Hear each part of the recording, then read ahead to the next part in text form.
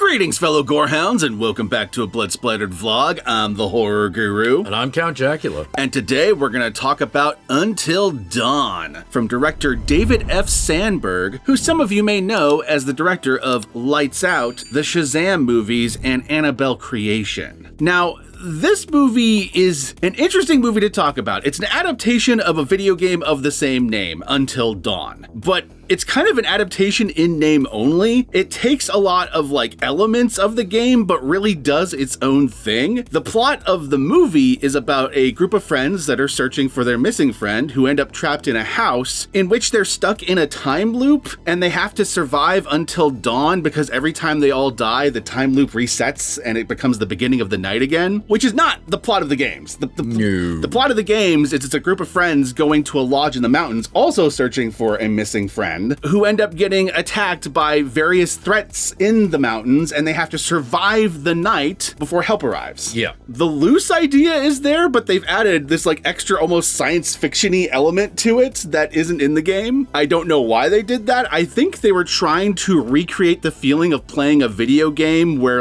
you die and then you have to restart and start all over again. But that's weird for Until Dawn specifically, because in Until Dawn, your mistakes matter. Yeah. If you fail in Until Dawn, a character will die and they'll remain dead for the remaining of your playthrough, and it will affect the entirety of the rest of the game. So this is a very weird game in particular to make that conceit for. I'm not sure why they did that. But anyway, this is a movie that I was entertained by, but it's not good. I didn't like it. I thought the ending was terrible. The ending is awful. It's the worst part of the movie, by far. And none of the explanations of what it tries to give to explain itself make any sense. It's just throwing the kitchen sink at you to try to keep you entertained. And I was entertained, but none of it adds up. Yeah, when you're done watching this movie, you're like, well, that was dumb. 10 minutes after the movie, you're like, I was actually getting kind of pissed about it. Well, yeah, because the more you think about it, the less sense it makes. Yeah. The more holes you start to notice in just the overall makeup of this movie. The other thing that's weird about this movie is it tries to also be a prequel to the game. It ends on a note that's a tease for the beginning of the game, because the actual game's plot will make no sense as a follow-up to this, but okay, all right, I guess. Whatever. The first problem with this movie is it's terribly written. Not just because of the bad ending, but also just the actual, minute by minute watching of the movie. You are constantly bombarded with endless amounts of exposition. Yeah, endless amounts of exposition told very standardly. Yeah, it's very standardly. It's not say a Joss Whedon movie where he'll sprinkle all these funny little quips throughout the exposition, so you're kind of forgetting that you're watching an exposition scene. It's not like Joss Whedon or James Gunn. Or James Gunn, or even Shane Black. They're all three of them were good at that, at making exposition scenes entertaining. This movie has moments where they kind of sprinkle some bits in to make the expositions more fun, but overall the exposition scenes are just really dry scenes of characters screaming at each other. Things that they should already know, given what the movie has showed us, but for some reason they're just now figuring out. Yeah, there's a lot of a thing happened. Character tells you about thing that just happened. Yep. You're like, yeah, we saw it. One of my favorite bits is there's a point in which they literally watch a tape in which they hear someone say people only survive X amount of nights. And then the characters 3 scenes later go, oh, I guess we only have this many nights to survive. And I'm like, a character said that 3 scenes ago. Yeah. The exposition fairy said this to you. Why did you not pick it up then?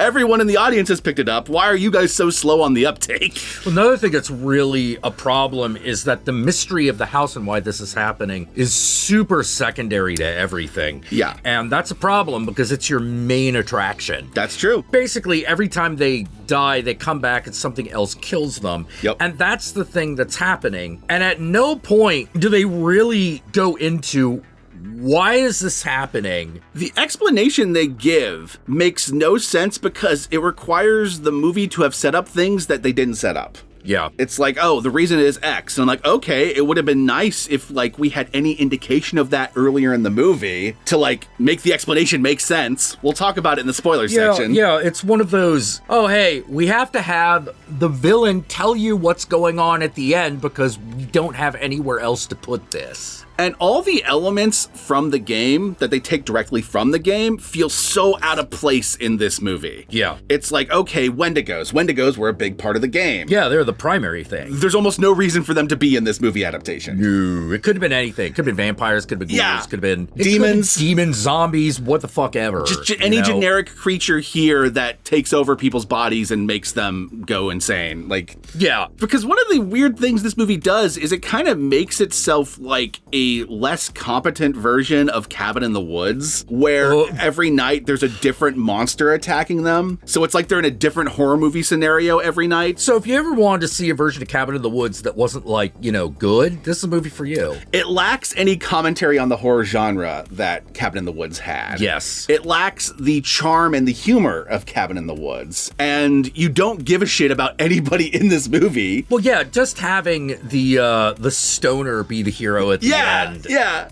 Was a commentary. There's no standout character like him in this movie. And now she will be happy and the little frog forever. Fuck you! There's nothing like that. And even if you want to hone in on the best part of this movie, which really is the monsters are awesome. The practical effects around them is pretty cool most of the time. And you get some solid gore out of them when they actually kill the kids and shit. That stuff is still done better in Cabin in the Woods. You get more variety of monsters in Cabin in the Woods than you do in this. Yeah, well, I mean, let me put it this way.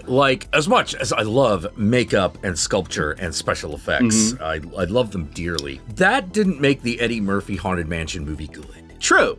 And those effects and those zombies are awesome. Yeah, and the set design in that movie was great too, but the movie was just ass. The movie's just bad. Yeah. I think when I initially talked about it on social media, I said it was aggressively okay, but the longer I spent away from the movie and the more I spent thinking about it, I'm like, no, it's just bad. I may have been entertained by sections of it, like there's certain moments, certain gore effects that happened that had me like giggling like a fucking schoolgirl when I was watching the movie, but overall, it's just not a good movie. I can think of movies that are worse. There are far worse movies because you can still watch this movie and be entertained by it, but it's not good. It never really gets above a C+. And when you get to the ending of the movie, a lot of the stuff that is okay about the movie starts to really suck because that's when they try to explain that shit. And the explanation I thought they would have been better off just going full Lucio Fulci and refuse to explain anything. Oh yeah. But, like weird shit happens. Weird whatever. Like bunch of people praying to a goddamn infinity symbol or something. That would have been something if they went like the Void, or if they went like even Cabin in the Woods where it's like there's an elder god underneath this house. Yeah. It's like, that would have been something. The explanation they actually give, I was sitting there going like, what? Okay. It's like that fucking image of that guy who's just sitting there going like, I guess. Yeah. So yeah, Until Dawn, I don't really recommend it in theaters. It's currently in theaters. I think if you want to check it out, rent it when it ends up on one of those I wouldn't platforms. even recommend that. Oh, true. When it ends up on Netflix is probably when you're going to want to watch it, when you're already fucking subscribed to something, right? Yeah, you're just like, whatever. I don't have to enjoy this evening. Click, let's watch Until Dawn. There you go. So with that said, let's move on to the spoilers so we can move on to the parts of the movie that we've been talking around, but are clearly also problems with this movie.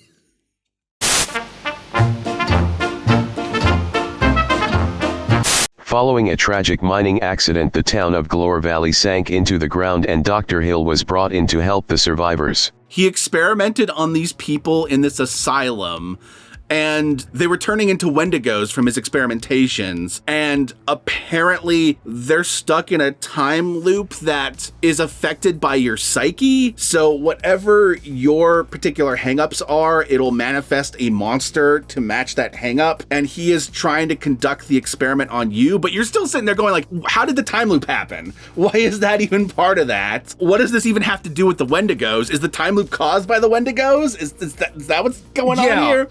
I don't know. It makes no goddamn sense. Yeah, it's like Peter Stormare just comes on, tells you that, it was really you, main character. It was all about you. And you're like, how?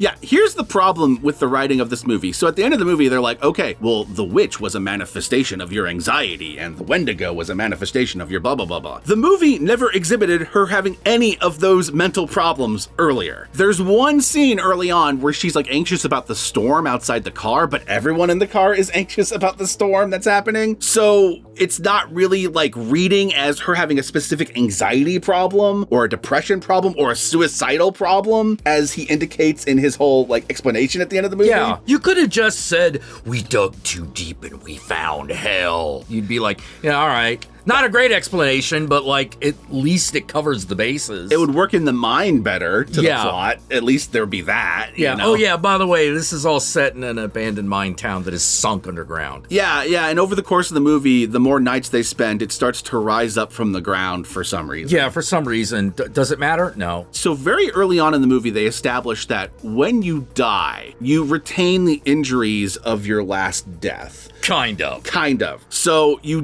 get stabbed in the eye. The next morning when it resets, you're going to have a big black eye where your eye was stabbed. But then they just kind of drop that halfway through the movie, 13 nights in, and they no longer have any injuries on them. And you're wondering, like, wait, what the hell happened? That one person was like completely falling apart earlier. Well, like, especially when you get to the part where people just start randomly exploding. Yeah. And then they're like, I guess you're not actually falling apart. You're turning into a monster? You're turning into a Wendigo, I guess. Which is not really how a Wendigo That's not how Wendigo works, you know? Like in the original story, they turned into Wendigos because they were trapped in a collapsed mine and they ate each other. Yeah. Which is way more, like, in line with the Wendigo myth, right? Yeah. In this movie, they turn into Wendigos because they're trapped in a time loop and their psyche manifests monsters that kill them every night, I guess. There are some, like, entertaining moments. Like, I love the moment when they discover that the water will make them explode. Yeah. For some reason. Like, that was funny. That was hilarious. It didn't make any sense, but it was funny. Well, especially since you kind of expect them to wake up the next morning all stitched together. Or something. But that's about the moment where they dropped, like, the body actually being affected the next day. Yeah, that's when they abandoned the body horror element. With the exception of the one character, the Asian psychic lady. Yeah. She, for some reason, retains a lot of her injuries. Oh, yeah, by the way, one of the characters is psychic. Yeah, it doesn't really add... Not that does anything. It doesn't really add much. Usually to the you have the psychic character because they become like the exposition bot, like the monster possesses them, or they have weird visions that allow them to put things together. No, she's just psychic. They don't need her as the exposition fairy because Peter Stormare keeps like dropping these tapes that they keep watching that just explains everything. Yeah, so there's no need for her to be psychic at all. It just adds another random element that doesn't matter. Yep. You know? It's just there for her to get possessed at one point, and I guess used as a damsel in distress at the end in a way that I thought was like kind of confusing because I thought the night was reset. So, because they do that thing where it's like, okay, everyone died and then she wandered off. And I guess the idea is she got kidnapped and taken by Peter Stormare and put into this fucking like lab. But the night reset. Yeah. So shouldn't she be back in the cabin now? How do the rules of this work? Well, it gets even worse because, like, Peter Stormare is like, haha, in order for the rest of you to live, one of you have to die. And apparently that's not true. The first question I had was, based on what? Yeah. Because if that's true, then how is Peter Stormare still here? Yeah, absolutely. And also, how does he conduct experiments if he keeps resetting every day? And as the movie establishes, the longer they reset, they like lose their memories. Yeah. Is he a demon? They get him with the exploding water. Yeah. So he's like, okay, so he's like a normal guy. What? But here's the thing. They get him with the exploding water, so he's stuck in the time loop with them, but he's also the gas station attendant they meet on the way in, who's not part of the time loop. Who's not part of the time loop, yeah. So is he controlling the time loop? And also, big question for me, why did no one try to smash that fucking, like, hourglass thing? Yeah. At any point in this movie. It's one of those things where it didn't have to be the solution. It just had to have been tried. And all the... then fucking halfway through these resets, they just skip through the last 6 of them. Yeah. It's like you get 5 resets, and then they're on reset 13, and they watch tapes of the they watch, like, few resets. Cell phone videos of the last several resets. It's like a clip show. Yeah, and most of the clips from the fucking trailer come from this. Yeah, I noticed that too. Like, you're like, oh man, a whole lot of weird shit happens in this movie. Yeah, you just saw the entirety of that scene. You saw in the trailer. the scene with the bug on the girl's face. That literally the entirety of that scene. That's all there is. There's nothing extra in the actual movie except for maybe her face is a little bit more rotten. Yeah. The emotional crux of the movie is centered around the girl trying to get her sister, but then when she finally confronts her sister, like face to face, because her sister's turned into a monster because she was trapped here earlier, it just falls flat. She like kills the sister and then has like a snarky one-liner and then walks away, and you're like, wait, hold on, that was your sister. Yeah. Shouldn't you be like emotionally devastated by having to just smash your sister's head in or something? Like, you know, like if you wanted this scene to work the way you had it written, then that had to not be her sister. That had to be someone she was fighting with earlier in the movie and didn't like. Yeah. I know the idea is supposed to be that she's worn down by the rest of the night, but you also established she doesn't remember most of those other nights. So yeah, so what's going on? What's going on? What the fuck is this? Yeah, and also whether or not they remember the previous night and what they forget, very fucking situational. It is. It is basically when the plot needs them to remember. Yeah. When the plot needs them to remember, they remember. When the plot needs them to not remember, they don't. And you're just like, what the fuck? Because basically this whole like, oh, we've forgotten our memories thing really happens just so they can quickly speed through the last 6 nights. Yeah. In like 5 minutes. Pretty much. Why didn't you just have it be 6 nights? Yeah. I mean, I know 13's like an evil number, but 6 was how much you use. 6 is how much you use, so why didn't you just do that? Agreed. This feels like a movie that was being rewritten as they were filming it. I would not be surprised. So, yeah, Until Dawn, it's not a good movie, guys. I don't know what to say. There are entertaining moments throughout it. I liked watching people explode scanner style. That moment's kind of cool. The giant monster, when it shows up briefly, is kind of cool. Yeah, oh yeah, by the way, that giant monster, all the scenes with the giant monster are in the trailer. Yeah, there's no extra scenes. There's no extra scenes with that. I was kind of hoping it would come back at the end, but didn't. Yeah, no, like it come back like Tyrannosaurus Rex or something. Especially when they had that one clip of the girl's eyes bleeding going, what is that? And there's like an air raid siren going. Yeah. I thought like the giant monster was attacking or something, and then it didn't happen. No, it didn't happen, and the air raid siren is just there because, hey, remember Silent Hill? That was a thing. Yeah. This movie lived down to my expectations